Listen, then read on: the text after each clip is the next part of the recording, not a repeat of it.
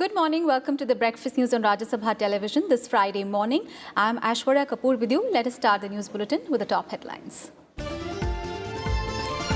Prime Minister Modi to address public rallies in Odisha, Telangana, Andhra Pradesh. Amit Shah in Alipurdwar in West Bengal and Aurangabad in Bihar. Rahul Gandhi starts Congress's campaign in Haryana. Priyanka Gandhi Vadra in Faizabad.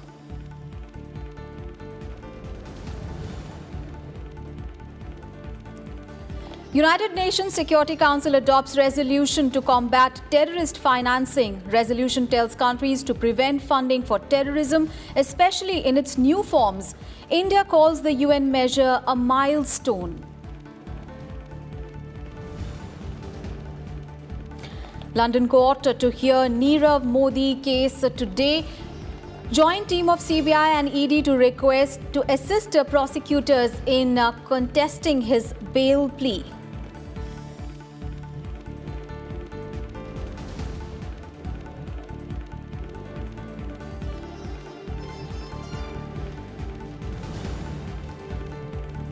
India expresses disappointment as Pakistan dismisses its dossier on Pulwama terror attack. Islamabad claims a Jaish-e-Mohammed terrorist detained in recent crackdown had no links with the Pulwama attack.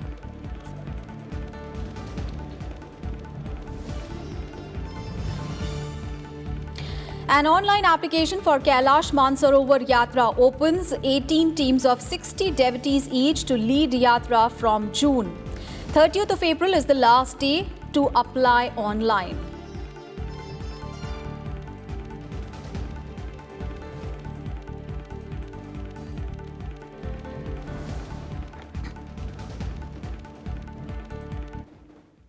First, let's get you all the election-related news.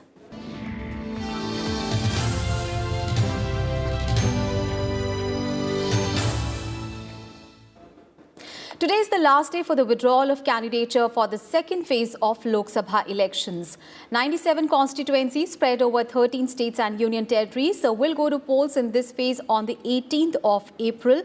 All 39 parliamentary constituencies of Tamil Nadu will go to polls in this phase. Voting will also take place for 14 seats in Karnataka, 10 in Maharashtra, 8 in Uttar Pradesh, 5 seats each in Assam, Bihar and Odisha, 3 each in Chhattisgarh and West Bengal, 2 in Jammu and Kashmir, and 1 seat each in Manipur, Tripura and Puducherry.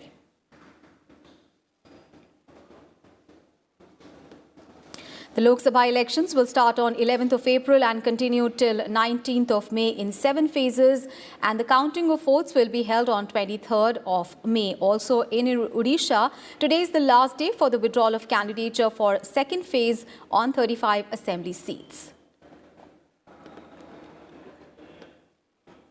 And Prime Minister Nirav Modi will hold several public meetings in Odisha, Telangana and Andhra Pradesh today. In Odisha, PM Modi will address a campaign rally in Jaipur.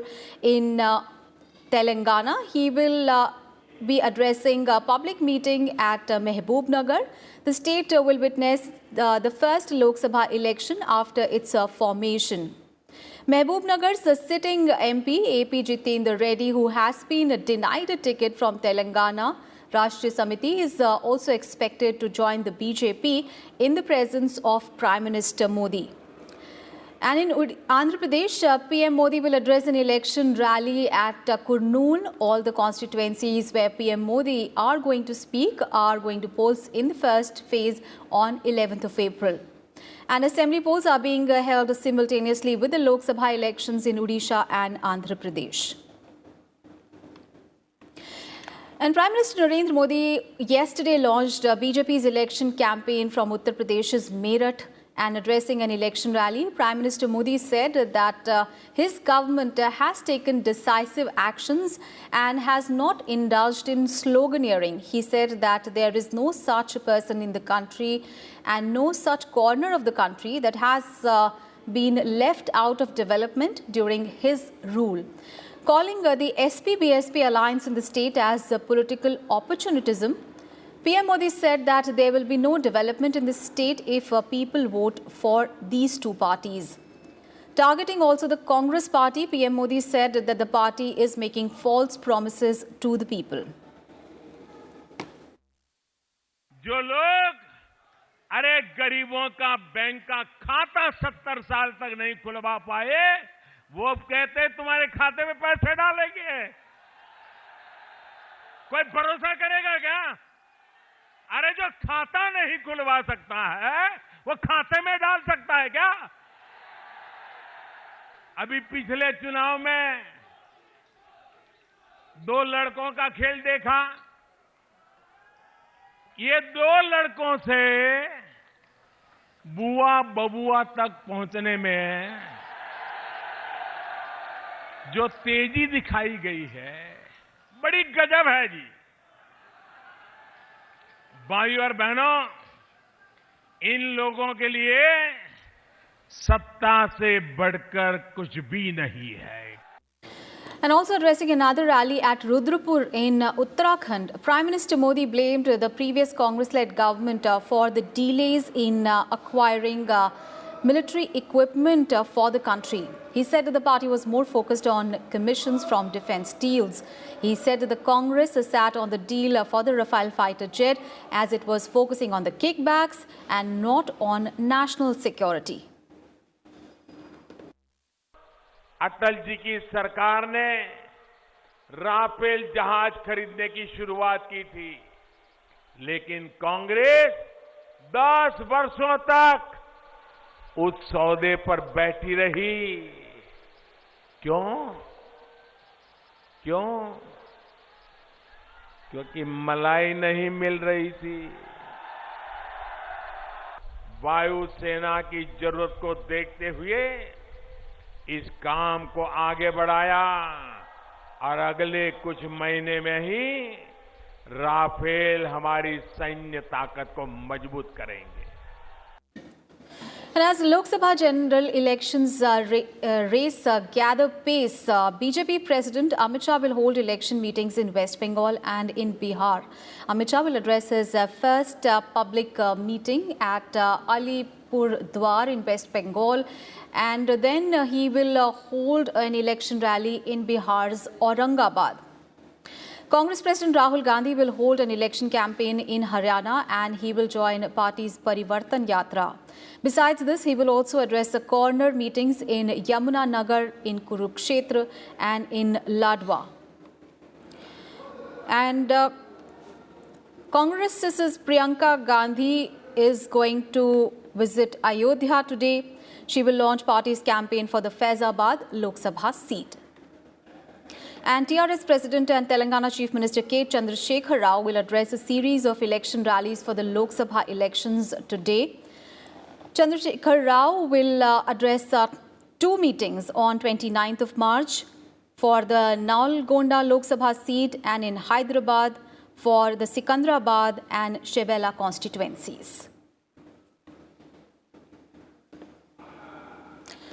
And earlier, the Congress party on late Thursday night issued a fresh list of 31 candidates for the Lok Sabha elections. The party has fielded Rajasthan Chief Minister Ashok Gehlot's son Vaibhav from Jodhpur and former BJP leader Jaswant Singh's son Manvendra from Barmer. The party's latest list has 19 candidates for Rajasthan and 6 each for Uttar Pradesh and Gujarat. And with this, the number of total candidates announced by the party for the Lok Sabha polls has now reached 293. News from Uttar Pradesh now, where the Samajwadi Party on Thursday announced 5 more candidates for the Lok Sabha seats in Uttar Pradesh. The seats for which the candidates have been declared are Moradabad, Bareilly, Unnao, Jhansi and Kushinagar. So far, the party has announced the names of 27 candidates in the 37 seats that it is contesting in alliance with Mayawati's Bahujan Samaj Party and Ajit Singh's Rashtriya Lok Dal. In Uttar Pradesh, elections will be held in 7 phases from 11th of April to 19th of May, and the counting of votes will take place on 23rd of May. And now BJP chief Amit Shah has accused the previous Congress government in Assam of setting illegal immigrants in the state. Addressing two election rallies in Assam's Kaliabor and Jorhat on Thursday, the BJP president asserted that no one will be allowed to enter Assam illegally if the BJP secures a second term at the centre. He said only Prime Minister Nirav Modi and the BJP can ensure security for the country and not the Congress party. Amit Shah also slammed the Congress party for demanding proof of the damage caused by the Indian Air Force's Balakot airstrike inside Pakistan. सबसे बड़ा काम Bharatiya Janata party की सरकार ने किया है तो घुसपैठियों को रोकने का काम भारतीय जनता पार्टी की सरकार ने किया है और मैं आपको आश्वस्त कराने आया हूं मोदी जी को फिर एक बार प्रधानमंत्री बना दीजिए आसाम में से एक घुसपैठियों को चुन कर हम आसाम के बाहर भेजने का काम ये भारतीय जनता पार्टी की Narendra Modi. And the CPIM released its manifesto for the Lok Sabha polls on Thursday. The manifesto promises to provide unemployment allowance and also enforce a farmer's right to sell their produce at the minimum support price, which is at least 50% higher than the total cost of production. The party's manifesto also promised a statutory minimum wage of not less than 18,000 rupees per month. The manifesto also promises universal public distribution system with 35 kilograms of food grains per family. The strength of the CPIM and the left must be increased in the 17th Lok Sabha. Thirdly, to ensure an alternative secular government to be formed at the centre after the election. And this secular government not only to defend our constitutional republic, which is under severe attack. And Congress President Rahul Gandhi said on Thursday that if voted to power, his party will cut red tape for businesses in the country. Ahead of the first phase of Lok Sabha elections, Rahul Gandhi unveiled his economic agenda and said that his government's focus will be on job creation. Entrepreneurs will get fiscal and tax incentives based on their ability to create jobs. New enterprises will be exempted from seeking any permission in the first 3 years, making it easier to get loans. Now, these will form part of the Congress's election manifesto that will be released next month. And stage is set for simultaneous elections in Arunachal Pradesh in the first phase on 11th of April. The present term saw a lot of turncoat politicians with 43 Congress lawmakers pulling down the government. Our correspondent Vishal Daya spoke with former Chief Minister Nukum Tuki, who is contesting both the Assembly as well as Lok Sabha constituency. What is your party's strategy? What is it that you're going to the voters with in terms of promises and what you want to do? Misgovernance of the BJP-led government at the centre has been angered the people, entire northeastern region. Therefore, we are going to get benefit out of that because people have full faith on Congress in the region. The general voter out here is more concerned about infrastructure and corruption being, one of the major issues out here. So how is your party planning to go ahead and, address these issues? Because you've been in power for quite long. During my time, we made the amendment of Lok Ayukta Act in the state and it was passed in the state assembly. And till today, it is not implemented by the government, BJP government. By now, it should have been implemented. This was to prevent and to check corruptions. This is only law to check corruptions, which we have made it, honestly. There are a lot of, allegations and counter-allegations happening between both BJP and Congress. But now that the elections are near, what is your party's stand on the issue of PRC? The issue was laying pending for quite a long time. And so many joint high power committee was constituted earlier also. It was examining because laws are not applicable to do that. Because the Bengal Eastern Frontier Regulation Act 1872 is clear that no outsider other than ST, scheduled tribe, can take residence certificate in Arunachal Pradesh. Okay. So your party will not support the PRC, and that's what your stand is as well. We never support before also, and will not support in the future until and unless it is amended in the Act of Parliament. So it cannot be happen now. And the Election Commission has seized unaccounted cash, illicit liquor, drugs and freebies worth 673 crore rupees since 10th of March. The Election Commission has received more than 23,000 complaints of Model Code of Conduct violations through the C-Vigil mobile application. It said that 60% of these complaints are correct and action will be taken against them.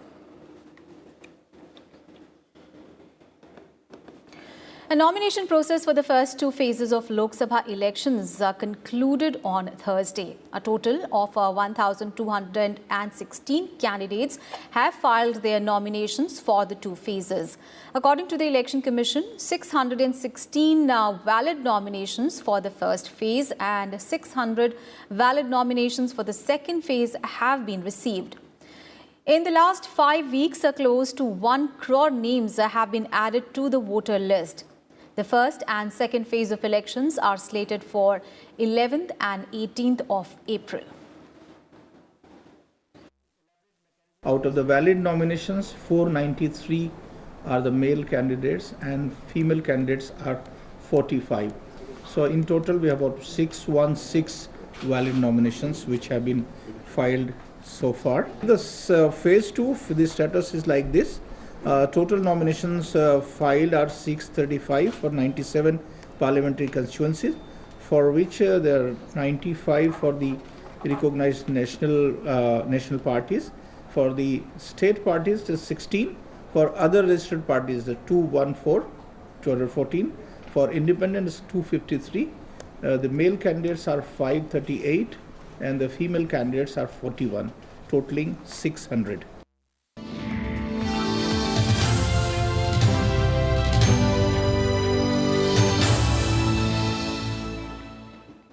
On to some other news now. The United Nations Security Council has unanimously adopted a resolution aimed at strengthening global efforts to combat ways that terrorists use to finance their operations. The French drafted resolution orders all countries to ensure that their domestic laws are sufficient to prosecute and penalize those who are responsible for directly or indirectly financing terrorist organizations or individual terrorists for any purpose. It also demands that 193 member states ensure that all measures they take to combat terrorism and financing comply with the international humanitarian, human rights and refugee law. India has called the United Nations measure a milestone.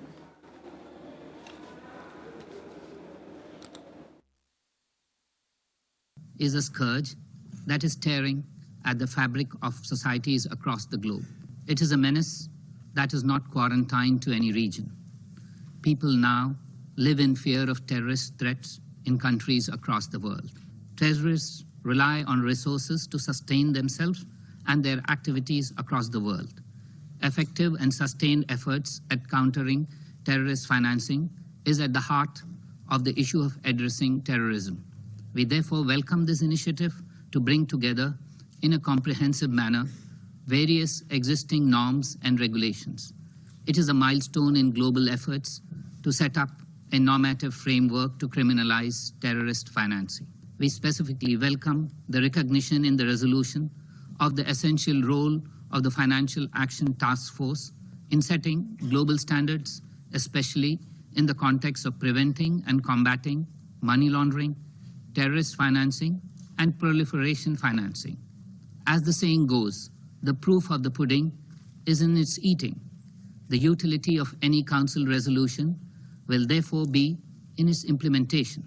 Non-compliance of crucial sanctions measures in case of UN-proscribed terrorists and entities renders all of us member states at a high risk of facing challenges from these terrorist organizations who are well-funded and armed despite international measures.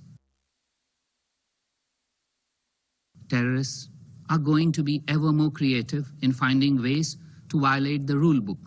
Also, the unfortunate reality is that states who are apologists for terrorists will continue to provide alibis to justify their actions and inaction too, as was done by a serial offender earlier today. Nevertheless, we, the international community, need to be determined to continue evolving our toolbox and go by our rule book, rather than be distracted and stray from our determination. The global community is impatient for action. Going forward, the UN collectively needs to do more and to do it much more effectively. For its part, India will be a willing partner in this endeavor.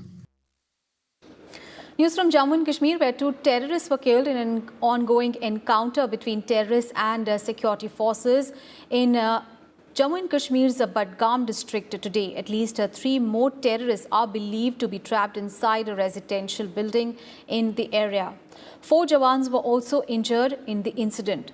The security forces launched a cordon and search operation in the area. Meanwhile, Pakistan again violated ceasefire in Krishna Ghati sector of Poonch district.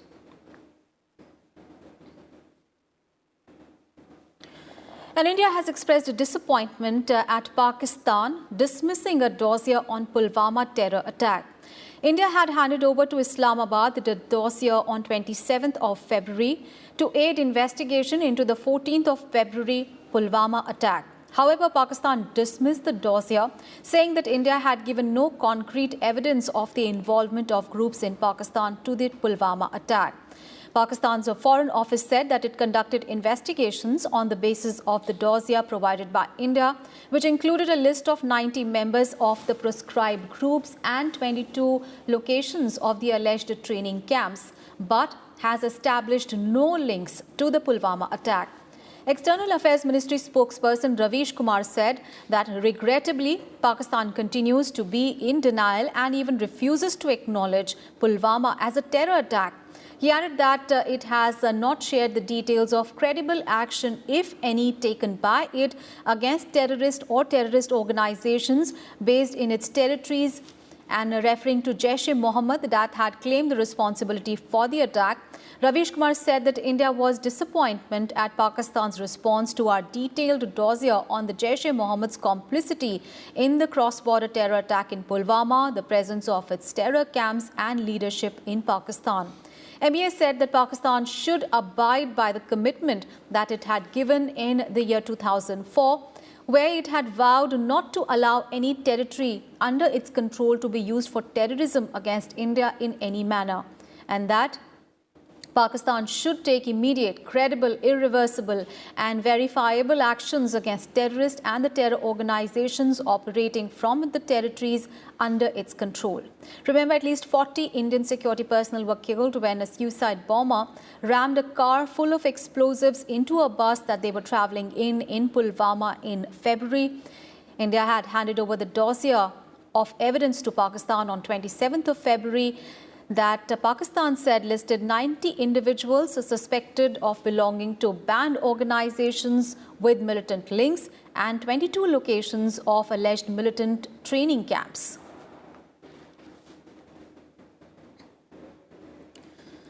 The government on Thursday announced that the next census of India will be carried out in 2021 with the 1st of March as the reference date of that year. Notification released by the Home Ministry said that the decision has been taken by the government under the powers conferred by Section 3 of the Census Act 1948. However, for Jammu and Kashmir and snowbound non-synchronous areas of states of Himachal Pradesh and Uttarakhand, the reference date shall be the 1st of the day of October 2020. India's last census was carried out in 2011 when the country's population stood at 121 crore. And the online registration for this year's Kailash Mansarovar Yatra will be opened from today. Comprehensive preparations are being made from the corporation level regarding the journey through the Kumaon district. It has been declared that at least 18 teams will be sent this year in the proposed trip from the month of June. Each team will have a maximum of 60 devotees. 30th of April is the last date for the online application. Ministry of External Affairs organizes Kailash Mansarovar Yatra during June to September each year through 2 different routes. Kailash Mansarovar Yatra is known for its religious value and cultural significance. The Yatra is open to eligible Indian citizens holding valid passports who wish to proceed to Kailash Mansarovar for religious purposes. And fugitive diamond merchant Nirav Modi, the main accused in the 13,000 crore rupees Punjab National Bank fraud case, will appear before the Westminster magistrates court in London. His legal team will reportedly make another attempt for bail today after his first application was denied. Nirav Modi was arrested in London on 20th of March and was produced before the court, where he contested his extradition to India. London court remanded the fugitive in custody till today, saying that mere substantial grounds to believe, there were substantial grounds to believe that he would fail to surrender if he is granted bail. And President Nath reached Bolivia today on the second leg of his 3-nation tour. President of Bolivia welcomed Nath Kovind and he was accorded a guard of honor at the airport in Santa Cruz. President Kovind said that this is the historic day in the India-Bolivia bilateral relations. During his 3-day visit to Bolivia, the president will hold delegation-level talks with his counterpart. He will also participate in India-Bolivia Business Forum meeting, and he will also interact with the students at the university in Santa Cruz. The UK Parliament will vote on Friday on Theresa May's Brexit deal for the 3rd time. However, the MPs will be asked to vote only on part of the deal negotiated with the EU. The government had decided to split the withdrawal agreement, which sets the divorce terms, from its associated political declaration, which deals with the future relationship between the UK and the European Union. The MPs will vote on the withdrawal agreement on the Irish backstop, a divorce bill and citizens' right. But it will not amount to a third meaningful vote on the deal, as it will not include a vote on the UK's future relationship with the EU. British Prime Minister Theresa May has said that she will stand down if the deal that has been negotiated by her with the EU is approved by Parliament. If May deal passes, then on 22nd of May, the UK will leave the European Union, and May will set a timetable for her departure, and the focus will then shift to two sides' future relationship. However, if Theresa May's deal fails again, then the UK will find itself at crossroads. And with that, we wrap up this edition of Breakfast News. Thanks for watching. Have a great day ahead.